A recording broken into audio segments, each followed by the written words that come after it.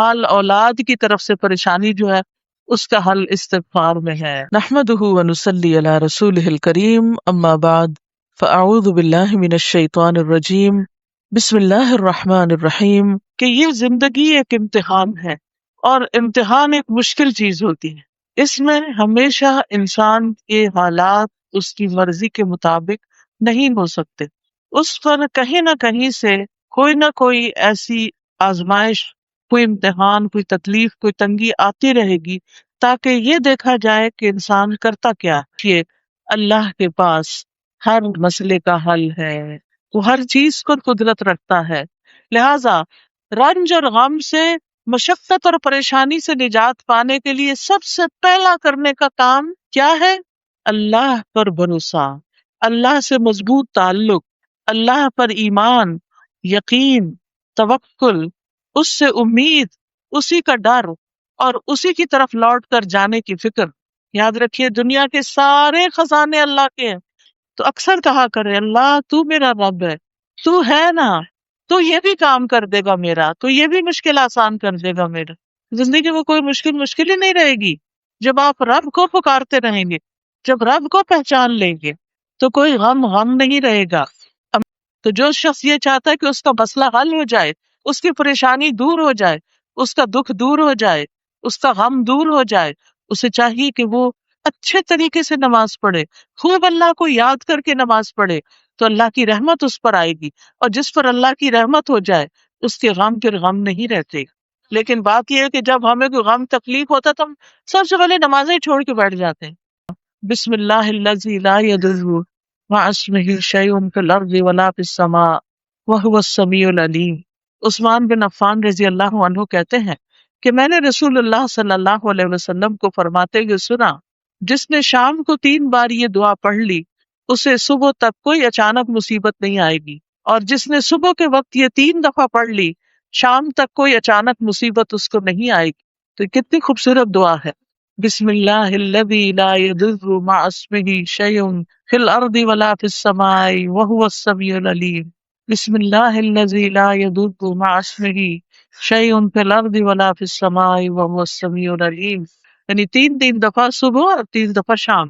شام کو عصر کی نماز کے بعد پڑھنے ہوتے ہیں، اور صبح فجر کی نماز کے بعد سورج نکلنے سے پہلے تک، یہ حفاظت کا ٹائم ہوتا ہے۔ اور شام کو مغرب کی اذان سے پہلے تک پڑھنا، یہ حفاظت کے اوقات ہوتے ہیں۔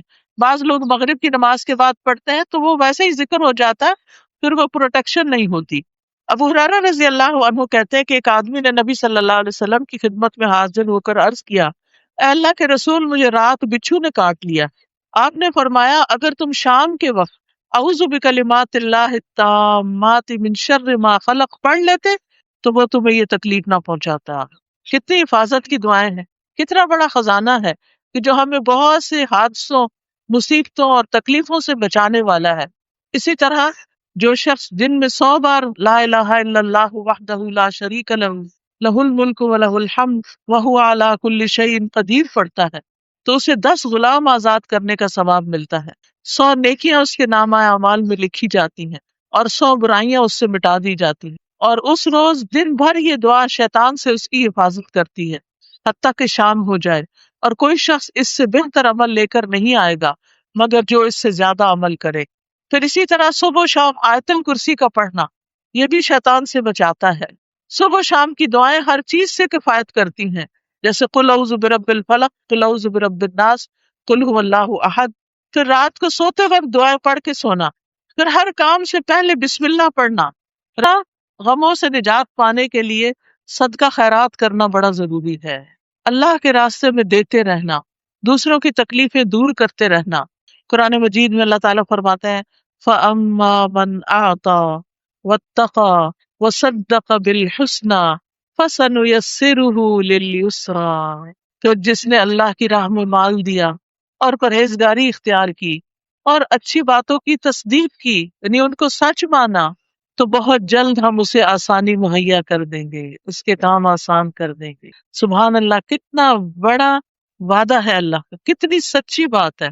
فَأَمَّا مَنْ أَعْطَى، دینے والے بنے، دیتے رہیں، وَاتَّقَى، اور اللہ سے ڈرتے رہیں، دے کے بھی اللہ سے، اور تو غموں کو دور کرنے کے لیے پریشانیوں کا حل کے لیے کچھ ضروری دعائیں جو ہیں، اس میں سے نمبر 1 درود شریف کا کثرت سے پڑھنا۔ درود شریف پڑھنے سے 10 رحمتیں آتی ہیں، 10 مشکلیں آسان ہوتی ہیں، گناہ معاف ہوتے ہیں۔ تو اس لیے اگر کوئی دکھ ہے زندگی میں بچوں کی طرف سے، یا اپنی کسی بیماری سے پریشان ہے، یا شوہر کی طرف سے پریشان ہے، یا کسی رشتہ دار، کوئی بھی غم ہے آپ کی زندگی میں، بندوں کے اوپر نہیں بھروسہ کریں کہ وہ کچھ کر دے گا، وہ اللہ کو پکاریں، درود شریف کثرت سے پڑھنا شروع کر دیں، پھر استغفار کریں۔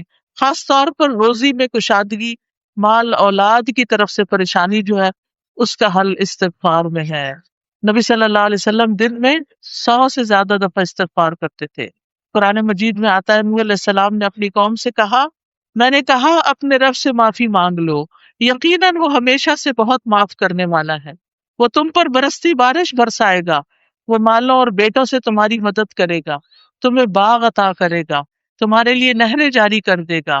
تو استغفار کرو، استغفار مال بھی لاتا ہے، اولاد بھی لاتا ہے۔ جس کے پاس اولاد نہیں اس کو کثرت سے استغفار پڑھنا چاہیے، اللہ کا عذاب روکتا ہے۔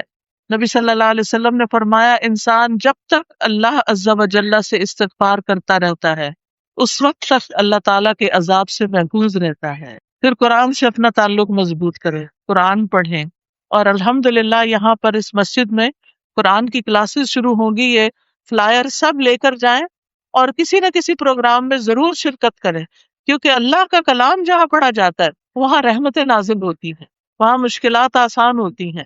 یہاں پر انشاءاللہ دورہ قرآن بھی ہوگا، صوت القرآن بھی ہوگا، ترجمہ، تجوید، تفسیر اور کچھ مضمون وغیرہ پڑھائے جائیں گے، اور یکم رمضان سے انشاءاللہ دورہ قرآن یہاں پر شروع ہوگا، اور اس کے بعد 2 جولائی سے یہاں کلاسز شروع ہوگی۔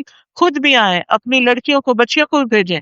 الہدا کی جو بچیاں اس ایریا میں قریب رہتی ہیں وہ مدد کرنے کے لیے آئیں، وہ انتظامیہ سے رابطہ کریں کہ ہم یہاں پر ہیں اور ہم کچھ نہ کچھ ہیلپ کر سکتے ہیں۔ تو آپ کی مدد ہمارے لیے بہت فائدہ مند ہوگی، تاکہ زیادہ سے زیادہ لوگ پڑھ سکیں۔ کیونکہ بعض اوقات ایسا ہوتا ہے نا، بچیاں شادی ہو کے آتی ہیں، ان کو پتہ نہیں چلتا کہ آپ کس کو پڑھائیں، کیا کریں۔ تو مسجد میں اگر کلاس ہوگی تو اور بچیاں بھی آ کے مدد کرے گی تو بے شمار لوگ پڑھ جائیں گے۔ یاد رکھیے قرآن شفا ہے، وَنُنَزِّلُ مِنَ الْقُرْآنِ مَا هُوَ شِفَاءٌ وَرَحْمَةٌ لِّلْمُؤْمِنِينَ وَلَا يَزِيدُ الظَّالِمِينَ إِلَّا خَسَارًا۔ اور ہم قرآن میں جو کچھ نازل کرتے ہیں وہ مومنوں کے لیے تو شفا اور رحمت ہے، مگر یہ ظالموں کے خسارے میں ہی اضافہ کرتا ہے۔ تو قرآن کا پڑھنا شفا بھی ہے اور اللہ کی رحمت لانے کا ذریعہ ہے، یہ غموں کا سب سے بڑا علاج ہے، پھر اللہ سے جوڑنے کا ذریعہ ہے، گھروں میں برکت کا ذریعہ ہے۔ ابو ہریرہ کہا کرتے تھے، بے شک قرآن پڑھنے کی وجہ سے گھر اپنے رہنے والوں کے لیے کھلا ہو جاتا ہے، اس میں فرشتے حاضر ہوتے ہیں، شیطان اس گھر کو چھوڑ دیتے ہیں، اس کی خیر و برکت بڑھ جاتی ہے۔ اور قرآن نہ پڑھنے کی وجہ سے گھر اپنے رہنے والوں کے لیے تنگ ہو جاتے ہیں، فرشتے اس کو چھوڑ دیتے ہیں، شیاطین اس میں بسیرا کر لیتے ہیں، اور اس گھر کی خیر و برکت کم ہو جاتی ہے۔ تو اپنے گھروں کو قرآن کا مرکز بنائیں، خود قرآن گھر والے بھی بیٹھ کے پڑھیں، اور بچے بھی پڑھیں، بڑے بھی پڑھیں، قرآن کی چھوٹی چھوٹی مجلسیں اپنے گھر میں قائم کریں، بچوں کو ناظرہ پڑھانے کا انتظام کریں۔ یعنی کہ اگر آپ یہاں مسجد سے دور ہیں اور انتظام نہیں ہے تو اپنے گھروں، اپنے علاقوں میں کریں، خواتین مل جل کر پروگرام بنائیں۔ جو شخص شیطان سے بچنا چاہتا ہے اسے چاہیے کہ اللہ کی رسی کو مضبوطی سے تھام لے۔ عبداللہ فرماتے ہیں کہ سیدھے رستے پر شیاطین کی آمد و رفت رہتی ہے، بلند آواز سے کہتے ہیں، اے اللہ کے بندے اس رستے پہ آ جاؤ، تم اللہ کی رسی کو مضبوطی سے تھام لو، بے شک اللہ کی رسی قرآن ہے۔ یعنی وہ لوگوں کو کہتے تھے کہ یعنی قرآن کو تھام لو، یہ اللہ کی رسی ہے۔ خصوصاً سورۃ البقرہ پڑھنا، جس گھر میں سورۃ البقرہ پڑھی جاتی ہے وہاں سے شیطان بھاگ جاتا ہے۔ اور آخر میں رنج و غم کے وقت کی دعائیں ہیں کچھ۔ ایک دعا ہے بہت، یعنی دل آپ کا بوجھل ہے، غمگین اور پریشان ہے، تو یہ دعا کثرت سے پڑھیں۔ اللہ اللہ ربی، پڑھیے، اللہ اللہ ربی لا اشرک بہ شیئا، اللہ اللہ ربی لا اشرک بہ شیئا، اللہ اللہ ربی لا اشرک بہ شیئا۔ اسی طرح جب کوئی بہت بڑا مسئلہ پیش آ جائے، کوئی تکلیف پیش آ جائے، تو فوراً کہا کریں، یا حی یا قیوم برحمتک استغیث اس وقت بھی اپنی کوئی پریشانی یاد کر کے تو دعا مانگے، یا حی یا قیوم برحمتک استغیث، یا حی یا قیوم برحمتک استغیث۔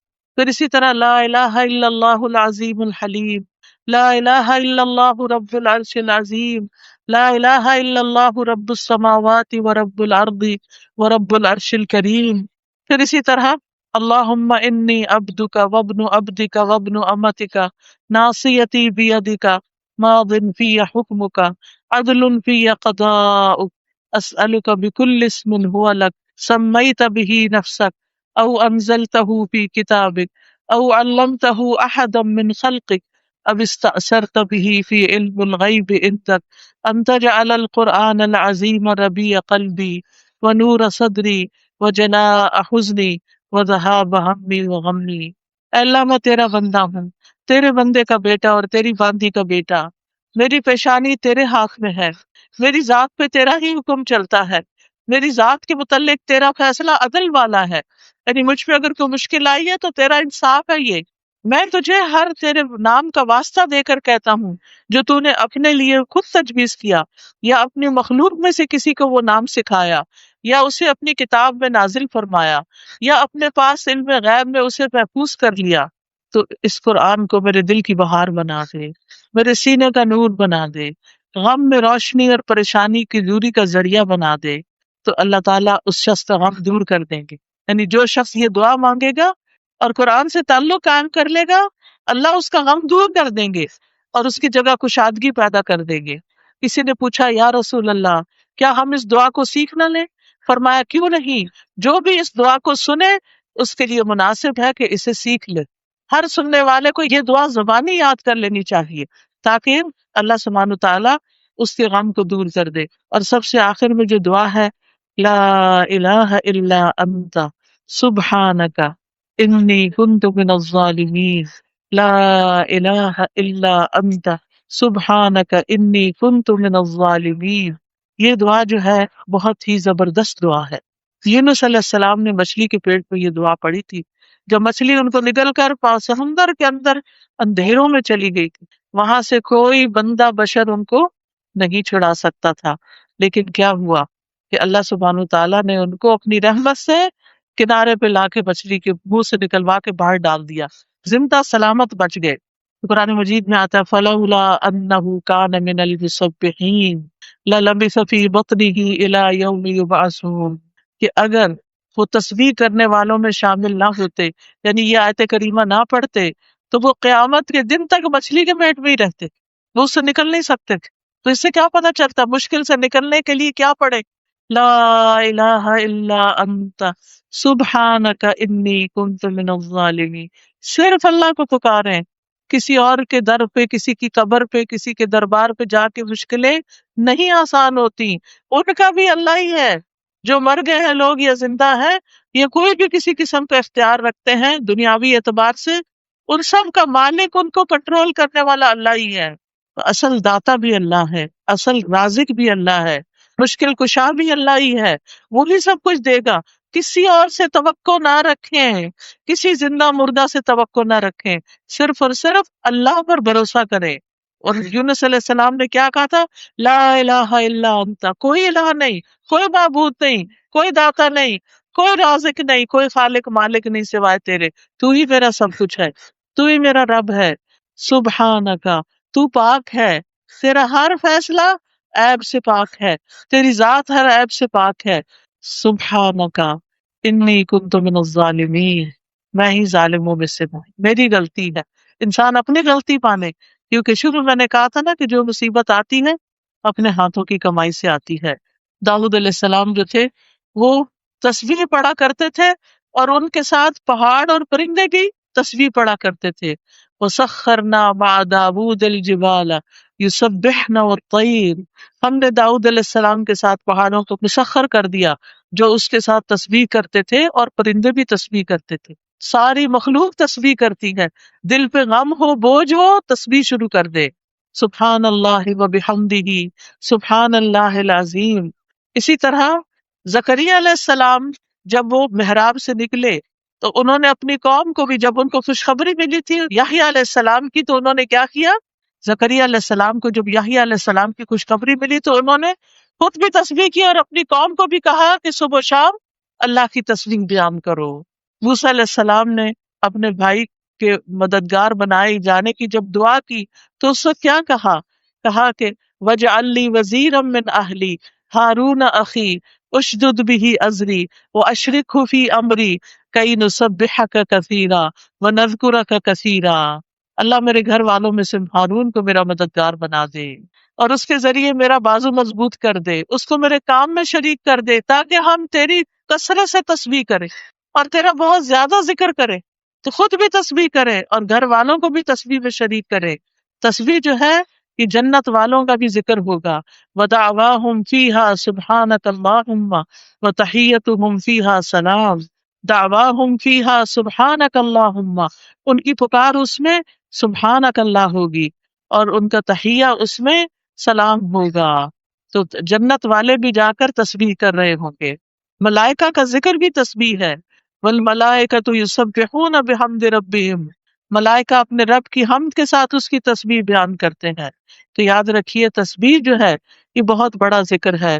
سبحان اللہ وبحمدہ عدد خلقہ ورضا نفسہ وزنۃ عرشہ ومداد کلماتہ۔ سبحان اللہ وبحمدہ سبحان اللہ العظیم۔ یا رب العالمین تو ہم سب کی تکلیفیں، پریشانیاں اور غم دور فرما دے۔ یا اللہ سب کی بیماریاں اور مالی اور بدنی اور روحانی مسائل دور کر دے۔ یا اللہ سب کے سینوں کی گھٹن دور کر دے۔ یا اللہ ہمارے روزی میں برکت عطا کر دے، ہماری اولاد کو ہمارے لیے بابرکت کر دے، انہیں ہمارے لیے صدقہ جاریہ بنا دے۔ یا اللہ ہمارے شوہر ان کو ہمارے لیے آنکھوں کی ٹھنڈک بنا دے، ہمارے گھروں میں سکون پیدا کر دے، ہمارے رنج اور غم کو دور کر دے۔ یا اللہ ہمیں نیک کاموں کی توفیق دے۔ اللہ اپنی زندگی کو گنوانے کی بجائے ہم اچھے اچھے کاموں میں تیری عبادت اور بندوں کی خدمت میں اپنے آپ کو لگا دے۔ یا اللہ تو ہمیں دنیا اور آخرت کی پریشانیوں سے بچانا۔ یا اللہ جنہوں نے اس مجلس کا اہتمام کیا ہے انہیں اس کی بہترین جزا عطا فرما، سب آنے والوں کو ان کے لیے صدقہ جاریہ بنا۔ یا اللہ یہاں پر یہ تو ویسے ہی مبارک مسجد ہے اور برکتوں والی ہے، یا اللہ اس میں مزید برکت پیدا کر دے اور اس کو تعلیم کا مرکز بنا دے۔ یا اللہ بے شمار لوگ یہاں آ کر علم حاصل کریں، یا اللہ عمل کرنے والے ہوں۔ اللہ ہم سب کو اخلاص عطا کر دے۔ اللہ ہمیں اپنا قرب اور اپنی محبت نصیب کر دے، ہماری نمازوں کی اصلاح کر دے، ہمارے صدقہ خیرات تیرے ہی لیے ہوں، ہمارا ہر نیک عمل تیری خاطر ہو۔ یا اللہ جتنی بہنیں آئی ہیں ان کے دلوں میں جو دعائیں اور تمنائیں ہیں ان کو پورا کر دے۔ ربنا تقبل منا انک انت السمیع العلیم وتب علینا انک انت التواب الرحیم، وصلی اللہ تعالی علی خیر خلقہ محمد وعلی آلہ